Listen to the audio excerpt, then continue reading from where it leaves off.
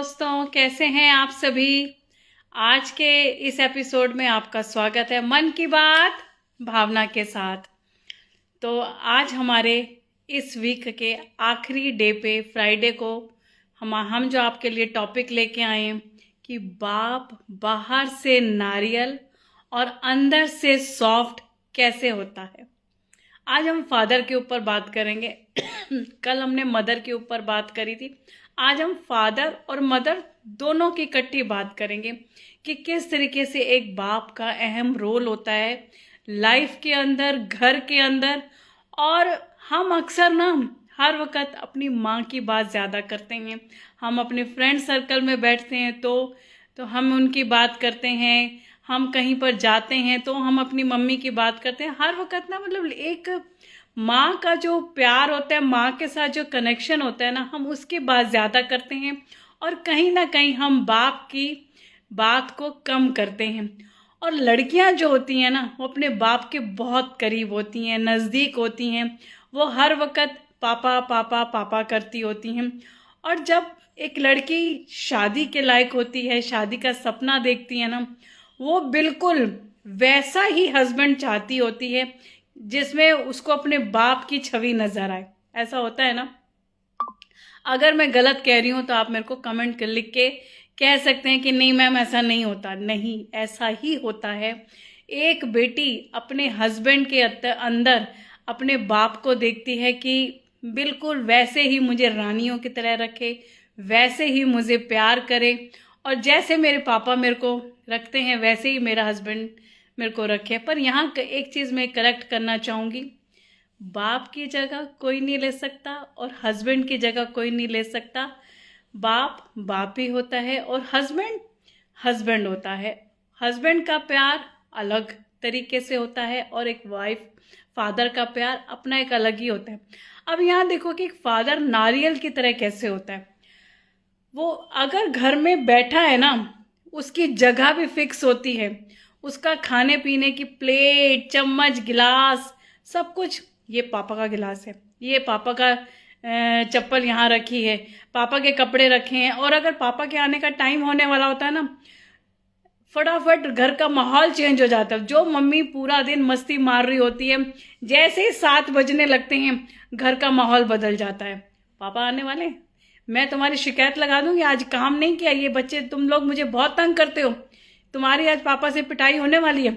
और एकदम से डर लग जाते हैं बच्चे और सहम के अपनी अपनी पढ़ने बैठ जाते हैं। ऐसा होता है ना। ऐसा सभी के घरों में होता है, क्योंकि बाप का जो दर्जा होता है ना, उसका कोई रिप्लेसमेंट नहीं है। ना माँ का रिप्लेसमेंट है, ना बाप का रिप्लेसमेंट है। और इस चीज़ को जिनके नहीं होते ना, उनसे पूछो कि ये पेनफुल कैसे होता है। अब देखो, एक हस्बैंड के ऊपर ना सारा दारोमदार होता है। वो शादी करके आया और उसको ये पता है कि अब मेरी दूसरी गृहस्थी शुरू हो गई। अब मेरे को अपनी वाइफ को खुश भी रखना है, उसको सारी उसकी ज़रूरतें पूरी करनी है, माँ बाप को भी बैलेंस करना है, माँ बाप की हेल्थ को देखना है, अपनी हेल्थ को देखना है। और इसके रहते उसको अपने काम को भी, जॉब है तो जॉब में आगे ग्रोथ कैसे लेनी है, बिजनेस है तो बिजनेस में आगे कैसे ग्रो करना है, उसके ऊपर बहुत रिस्पॉन्सिबिलिटी आ जाती है। यहीं पर एक ट्विस्ट आ जाता है, सैंडविच बनना शुरू हो जाता है। अब यहाँ देखो कि अगर एक आदमी को घर से ये सपोर्ट नहीं मिलेगा कि तुम अगर 12-13 घंटे बाहर काम करके आ रहे हो, घर आके वही चिल्लम चिल्ली, गृह क्लेश, और ये इसने ये कहा, उसने वो कहा, तुम्हारी माँ ने ये कहा, तुम्हारी बहन ने ये कहा, ये सब चीज़ों में ना रात को आती वो उलझना शुरू हो जाता है। इस वजह से कई बार उसकी ग्रोथ में भी अड़चने आनी शुरू हो जाती है कि वो कहता साला मैं घर को संभालूं या मैं अपने काम को देखूं, पैसे नहीं लाऊंगा तो मेरे को ताने मिलेंगे, बच्चे की फीस देनी है, घर का राशन डलना है, बिजली के बिल जाने हैं, क्रेडिट कार्ड के बिल्स जाने हैं, ईएमआई जानी है, कार की ईएमआई, घर की ईएमआई, इंश्योरेंस पॉलिसी की ईएमआई, हर तरीके से पैसों की ज़रूरत होती है। और ये सारा का सारा दारोमदार किसके ऊपर होता है? एक बाप के ऊपर। वो कहता नहीं है, पर वो अपना बेस्ट से भी बेस्ट देना चाहता है कि मैं अपनी फैमिली को जितना बेस्ट दे सकूं। और यहाँ पर वाइफ अगर सपोर्ट कर दे, वाइफ सपोर्टेड मिल जाए, कंप्लेंट कम करे, क्योंकि हस्बैंड को पता है उसको अपनी वाइफ को हर ज़रूरत पूरी करनी है, फैमिली के हर मेंबर की उसको ज़रूरत पूरी करनी है, समाज को भी संभालना है, वार व्यवहार भी संभालना है, उसको हर चीज़ करनी है। आदमी को पता होता है, वो बोलता नहीं है। वाइफ सारा दिन बोलती रहती है, बोलती रहती है, बोलती रहती है, इसलिए उसको स्ट्रेस नहीं होता। हस्बैंड ना बोलता नहीं है, जब वो बोलता नहीं है तो वो स्ट्रेस में चला जाता है, और जब स्ट्रेस में जाता है तो क्या होता है, भारीपन होता है। और सबसे ज़्यादा हार्ट की प्रॉब्लम जो होती है ना आदमी को होती है, क्योंकि ना वो कभी बोलता नहीं है। मैं कहती हूँ उसको अपनी ज़िंदगी में कोई ऐसा दोस्त ज़रूर होना चाहिए कि अगर कई बार क्या होता है ना कि वो अपनी वाइफ के साथ शेयर भी करना चाहता है, लेकिन क्या सामने से रिएक्शन आएगा, सजेशन आएगा, नहीं आएगा, कलेश होगा, बोलता नहीं है। माँ के आगे इसलिए नहीं बोलता, बुजुर्ग है, क्या मैं इनको तंग करूं, दोस्त उसके पास इतने होते नहीं हैं, तो वो कई बार शेयर करना ही कहता है कि मैं अपना शेयर कहाँ करूं जाकर। एक आदमी उस असमंजस में रहता है कि मैं अपना शेयर कहाँ करूं, जब शेयर नहीं करता तो अंदर ही अंदर रिश्ता है। तो मैं कहती हूँ कि अगर आपको कभी अपने हस्बैंड का मुंह लटका हुआ देखे ना, तो सबसे पहले उससे निकलवाने की कोशिश करो, उसको स्ट्रेस फ्री रखो। अब क्या होता है, यहाँ पे ज़्यादा पैसा है, बहुत अच्छी कमाई है, तो अब कई घरों में कहते हैं कि ड्रिंक बहुत करते हैं। ज़्यादा पैसा आ जाता है तो इंसान थोड़ा उस तरफ चला जाता है, कम पैसा होता है तो स्ट्रेस में पीना शुरू करता है, किसी दूसरे की तरक्की देखेगा, खुद कुछ नहीं करेगा या कुछ भी नहीं कर पाएगा तो भी ड्रिंक की तरफ चला जाएगा। वो कहीं ना उसको अपना सहारा मानने लग जाता है। ड्रिंक करना कहीं ना कहीं आपकी सेहत के लिए भी खराब होता है। मैं कहती हूँ कि ओकेजनली अगर कोई लेना चाहे, लेता भी है, तो एक लिमिट में, एक कंट्रोल में। जब आप अपना आपा खो देते हो, अपनी वाइफ की मारपिटाई करते हो, उसके साथ बदतमीजी करते हो, घर में आके अब्यूज लैंग्वेज बोलते हो, इसका बच्चों पर भी बहुत बुरा असर पड़ता है। तो आदमी जो है ना अंदर से बहुत सॉफ्ट होता है, बाहर दिखता सख्त है। उसकी एक अगर किसी किसी का ऐसा हो रहा होता है, अगर वो किसी फंक्शन में गया है ना, मामा जी आ गए, फूफा जी आ गए, लोग दाएं बाएं होने लग जाते हैं, क्योंकि कहीं ना कहीं एक रिस्पेक्ट होती है, उनकी रिस्पेक्ट होती है, तभी तो इतनी इज्जत दी जाती है। उनका एंटर होते ही ऐसा होने लग जाता है। पर उनसे वो प्यार भी बहुत करते हैं, क्योंकि घर के कोई भी मसले होते हैं, प्रॉब्लम्स होती हैं, उन्हीं से ही करी जाती है। अपने बाप के आगे मैं कहती हूँ बच्चों को इतना तो ओपन होना चाहिए कि वो उनके साथ अगर कोई दिक्कत भी चल रही है ना, शेयर कर सके। कई बार माएँ क्या करती हैं कि छुपा देती हैं, फादर को पता नहीं लगने देती, और इस चक्कर में कहीं ना कहीं बच्चे भी बिगड़ने लग जाते हैं, बच्चे एक गलत संगत में पड़ जाते हैं। बाद में जब कुछ ऐसी मिस हैपनिंग हो जाती है, बाद में पता चलता है, तो फिर हस्बैंड वाइफ का कलेश होता है। इसलिए घर के अंदर माँ बाप दोनों एक दूसरे के पूरक हैं। माँ की भी जितनी वैल्यू है उतनी बाप की वैल्यू है।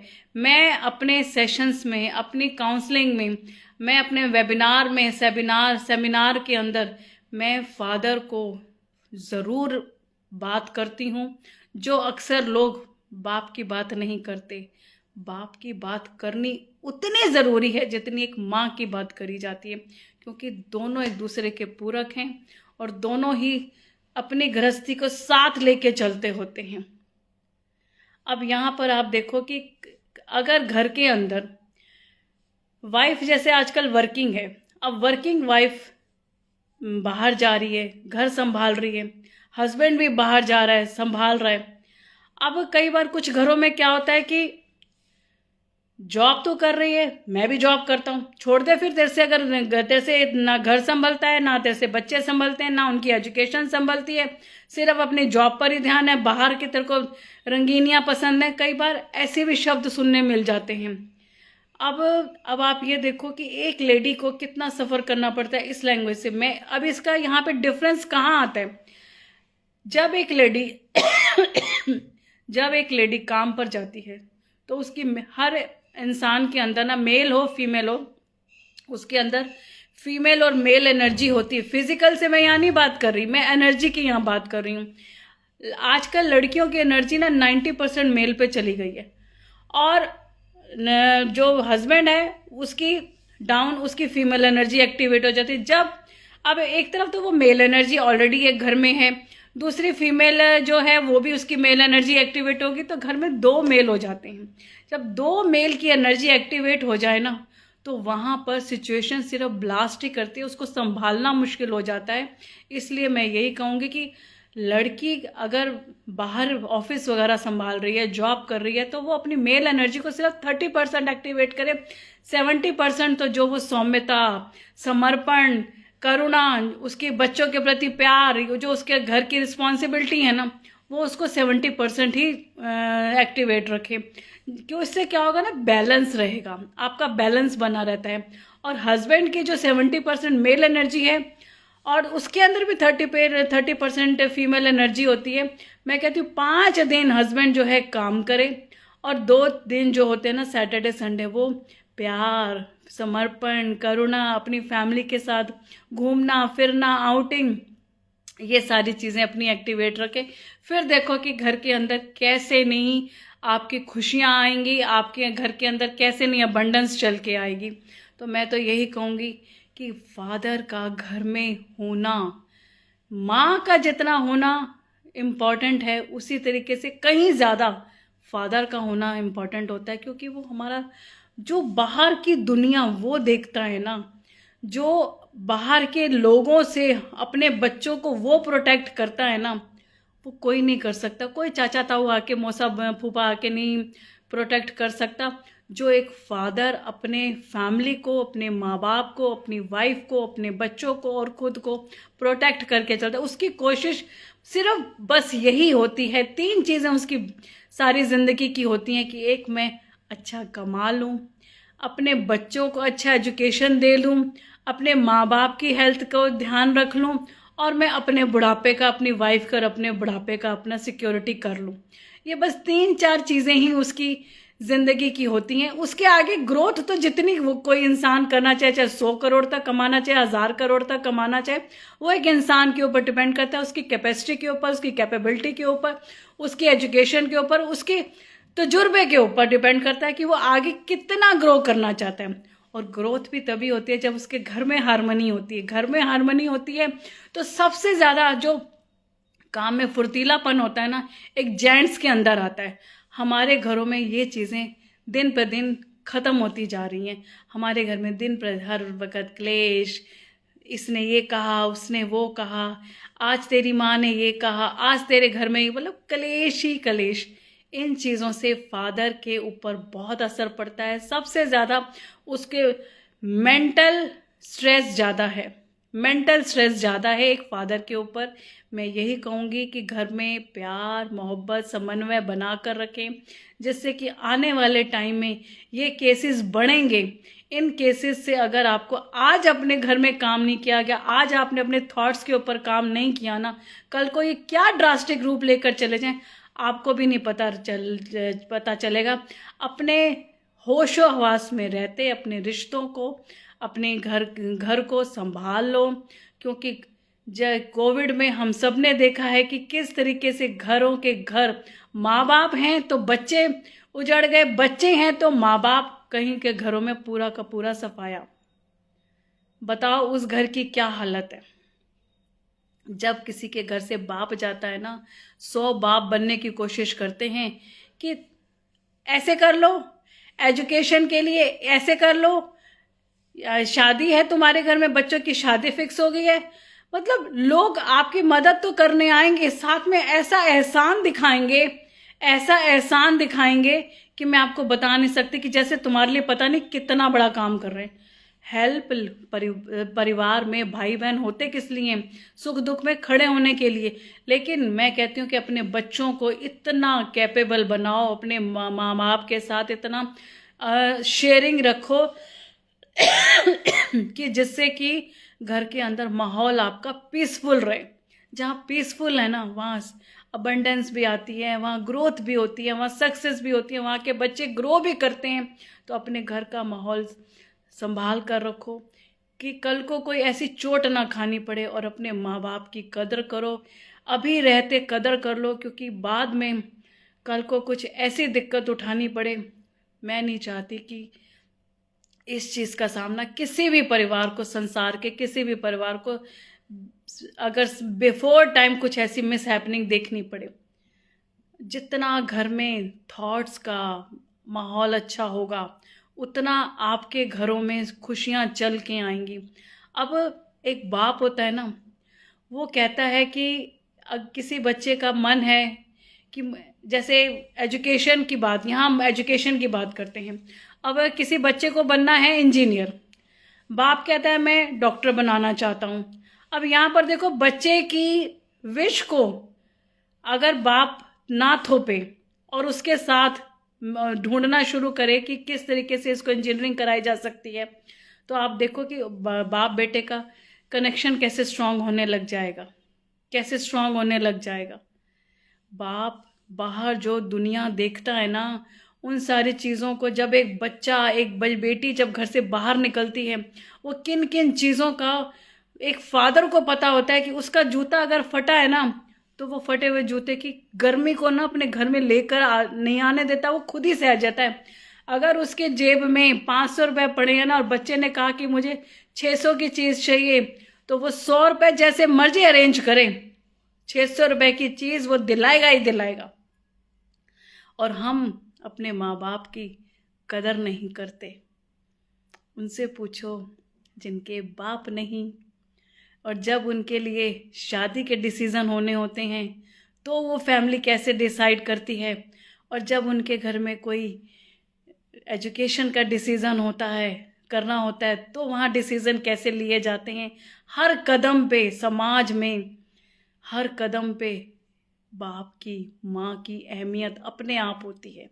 तो इसकी कदर करो, अपने माँ बाप की कदर करो, ग्रैटिट्यूड करो, मैनिफेस्टेशन करो, खूब शुक्राना करो कि जो भी आपके पास है वो बहुत खास है। आप बहुत लकी हो कि आपके पास दोनों हैं। इसलिए अपने माँ बाप की कदर करो, फिर दोबारा कभी नहीं मिलेंगे। एक बार वो चले जाएंगे, वैसे माँ बाप कभी नहीं मिलेंगे। उनकी जीते जी सेवा कर लो। मरने के बाद तो लंगर सभी लगाते हैं, और पापा को ये पसंद था, मम्मी को ये पसंद थी, ये बनवाते हैं, और जीते जी उन्हें रोटी थाली ऐसे फेंक दी जाती है, बंटवारे कर दिए जाते हैं कि आज तू रख ले, आज तू रख ले। इसलिए बाप का दर्जा परिवार में सबसे बड़ा होता है, और बाप की रहते कदर कर लो, क्योंकि ऐसा जो खुद का अपना बाप होता है ना, उसकी जगह कोई नहीं ले सकता, चाहे कुछ भी हो जाए। कोई भी माँ बाप का रिप्लेसमेंट बना ही नहीं है, गए तो गए। इसलिए उनकी कद्र करो। बाप की सीट भी ना घर में फिक्स होती है कि पापा यहाँ बैठे हैं, ये पापा का पिल्लो है, ये पापा की चद्दर है। कहते हैं कि अगर घर में बाप की जुत्ती भी रखी है ना, वो भी अपने आप में एक ब्लेसिंग होती है, वो अपने आप में एक ब्लेसिंग होती है। अगर बाप चला जाए दुनिया से, उसकी जुत्ती भी रखी होती है ना, तो ऐसा लगता है कि बैठा है, ऐसा लगता है कि वो बैठा है। तो अपने माँ बाप की समय रहते कदर कर लो, क्योंकि फिर ये वक्त नहीं आएगा, वक्त हाथ से निकल गया तो ये कभी लौट के नहीं आएगा। क्योंकि बाप का कोशिश हमेशा अपनी आखिरी सांस तक यही रहेगी कि मैं अपने परिवार को फाइनेंशियली स्ट्रॉन्ग कर लूँ, अपने बच्चों को अच्छी एजुकेशन दे लूँ, अपनी वाइफ की केयर कर लूँ, अपने पेरेंट्स की हेल्थ को देख लूँ, और खुद का बुढ़ापा संवार लूँ। उसके बस 4-5 ही काम होते हैं जिसको वो बहुत अच्छे से करना चाहता है। तो अपने माँ बाप की कद्र करो। आज हमारा जो टॉपिक था कि बाप दिखता तो नारियल है पर अंदर से सख्त होता है, बाहर से सख्त होता है, अंदर से बहुत कोमल होता है, वो भी रोता है। एक लड़की की जब विदाई होती है ना, वो बाहर कितना भी सख्त क्यों ना हो, उस दिन उसकी आंखों में आंसू आते ही आते हैं, और वो जो पूरी दुनिया को दिखते हैं, उससे पहले कभी वो अपने आंसू भी नहीं, फटे जूते में काम कर लेगा, लेकिन अपने छालों को नहीं पता लगने देगा कि मेरे कैसे पैरों में दर्द है। बाप की कहते हैं जिन बाप की है ना, तो वो छत सलामत होती है, उस घर की छत सलामत होती है। जब ना मेरे पापा गए थे ना, तो मेरी मम्मी ने फ़ोन पे मुझे कहा था कि बब्बी हम अनाथ हो गए। मैंने कहा मम्मी आज के बाद मत बोलना, ये वर्ड आज के बाद मत बोलना कि हम अनाथ हो गए। आप बैठे हो और हम कभी अनाथ नहीं होंगे, चाहे वो जहाँ कहीं भी हैं, वो देख रहे हैं, ब्लेसिंग्स दे रहे हैं। तो आज का टॉपिक हमारा इतना ही, बहुत इमोशनल टॉपिक था आज फादर के ऊपर। कल हमने मदर के ऊपर बात करी थी, मैं भी थोड़ी सी इमोशनल हो गई क्योंकि मुझे अपने पापा की याद आ गई। मेरा बहुत प्यारा रिश्ता था अपने फादर के साथ, इतनी अटैच थी कि मैं बयां भी नहीं कर सकती। और मैं जब भी कभी फ्रेंड्स के बीच में भी बैठती हूँ ना, मैं पापा की बात ज़्यादा करती हूँ और अपनी मम्मी की बात कम करती हूँ, क्योंकि बेटियां जो हैं ना अपने फादर से ज़्यादा अटैच होती हैं। बेटियों का अपने फादर के साथ अटैचमेंट बहुत होता है। तो मैं तो यही कहूँगी कि समय रहते अपने माँ बाप को, अपने फादर की जो हमारे लिए वो काम करते हैं, उनकी उस काम को इतनी इज्जत दो, उनको इतना सम्मान दो। बाद में तो हम जब वो दीवार पर एक कील उन्हें संभालती है, जब वो दीवार पर होते हैं, तो हम सिर्फ कमरे में जाते हैं, बोल नहीं पाते, बस ऐसे देख के आ जाते हैं। और जीते जी हम उनसे बात ही नहीं करते, हम बात ही नहीं करते। कई फादर ऐसे होते हैं जो रिजर्व नेचर के होते हैं, पर ऑब्जर्व बहुत अच्छा कर रहे होते हैं, बहुत अच्छा कर रहे होते हैं। और जैसे उनकी बहुएं होती हैं, अब बहुओं को क्या होता है कि पापा जी बैठे हैं हम उधर नहीं जाएंगे, आप खाना दे, मैं उनको खाना देने नहीं जाऊंगी। क्यों भाई, क्यों नहीं जाओगे देने? अपने फादर को देने जाते हो ना, तो वो भी तो जैसा आप सम्मान करोगे आपको सामने से वही सम्मान मिलेगा। अगर थोड़ी बहुत नाराजगी हो भी रही है घर के अंदर, कोई बात नहीं, खत्म हो जाएगी।